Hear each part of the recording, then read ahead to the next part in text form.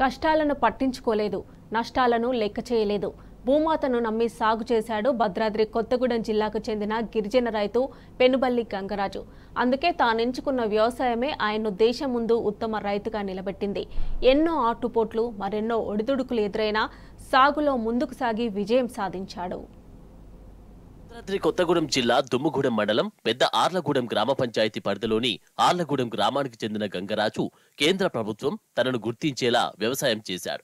ఉన్న 10 ఎకరాల సాగు భూమిలో గంగరాజు తన భార్య లక్ష్మితో కలిసి అనేక పంటలు సాగు చేశాడు. వ్యవసాయంలో ఈయన కృషికి కేంద్రం జనవరి 26న అవార్డు ప్రదానం చేసింది.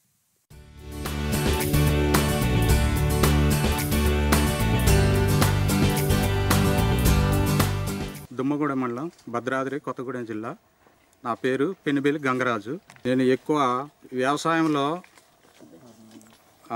పండ్ల తోటలు ఎక్కువ పెంచుతుంటా.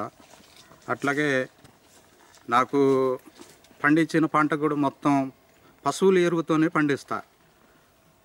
రసాయనిక ఎరువులు అటువంటివి నేను ఏమాత్రం కూడా పండించాను. అంటే నాకు ఉన్న 10 ఎకరాలలో మొత్తం మామిడి, జామ, డ్రాగన్ ఫ్రూట్, తర్వాత నిమ్మ, ఇట్లాంటివి మొత్తం నేను పండించిన పంట చూసి అధికారులు గుర్తించి నాకు ఢిల్లీ కూడా అవార్డు ఇవ్వడం కూడా జరిగింది.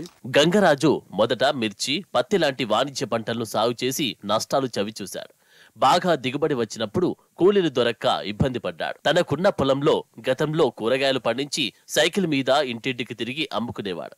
తర్వాత పండ్ల తోటలు సాగు చేసి విజయవంతమయ్యారు. డ్రాగన్ ఫ్రూట్, నిమ్మ, సపోటా, జామ, మామిడి పంటలను సేంద్రియ ఎరువులతో పండించాడు.